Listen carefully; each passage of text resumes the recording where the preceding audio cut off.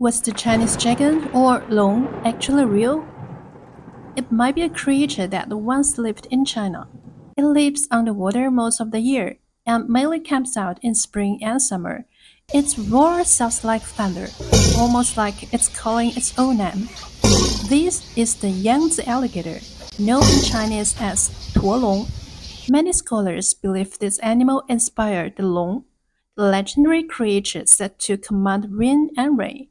Ancient texts describe long as scaly, living in water, laying eggs on land with four legs.